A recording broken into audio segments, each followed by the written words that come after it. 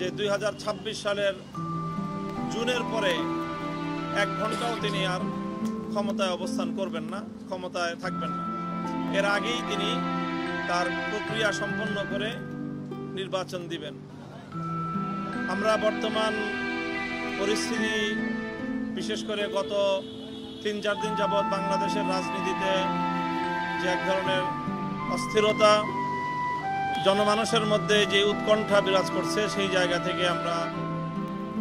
প্রধান উপদেষ্টাকে অনুরোধ করেছি যে কোনো অবস্থাতেই পরিস্থিতি যাই হোক না কেন তিনি যেন মাঝপথে হাল ছেড়ে না দেন। প্রধান উপদেষ্টা আমাদেরকে ব্যাপারে আশ্বস্ত করেছেন যে আমরা যদি সকলে তাকে সহযোগিতা করি তাহলে তিনি চলমান এই যে সংস্কার প্রক্রিয়া, এই সংস্কার প্রক্রিয়ার একটি পর্যায়ে নিয়ে দেশ এবং জাতিকে একটি গন্তব্য পর্যন্ত পৌঁছে দিয়েই তিনি তার দায়িত্ব ক্ষান্ত করবেন এবং একটি সুন্দর, গ্রহণযোগ্য, জাতীয় এবং আন্তর্জাতিক পর্যায়ে সকলের কাছে গ্রহণযোগ্য একটি নির্বাচন জাতিকে তিনি উপহার দিতে চান এবং সেই নির্বাচনের জন্য তিনি তার সর্বোচ্চ যে সময়সীমা তিনি বলিষ্ঠভাবে, স্পষ্ট ভাষায় আমাদের সামনে ব্যক্ত করেছেন, কমিটমেন্ট করেছেন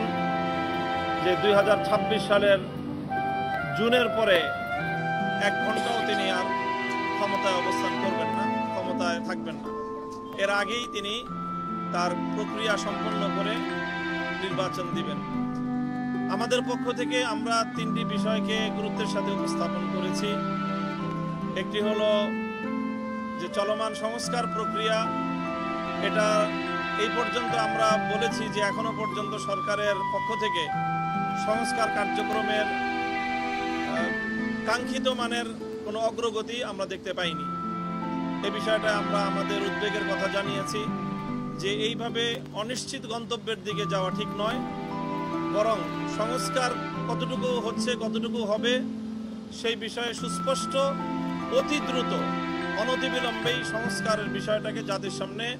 স্পষ্ট করা উচিত যে সরকার কতটুকু সংস্কার করছে। এরপরে হলো যে বিগত যে ফ্যাসিবাদী আমলে যেই হত্যাকাণ্ডগুলো সংগঠিত হয়েছে, শাপলা চত্বর থেকে নিয়ে শুরু করে জুলাই বিপ্লব পর্যন্ত, এই সকল হত্যাকাণ্ডের জন্য দায়ী প্রধান আসামিদেরকে, ফ্যাসিবাদী শেখ হাসিনা সহ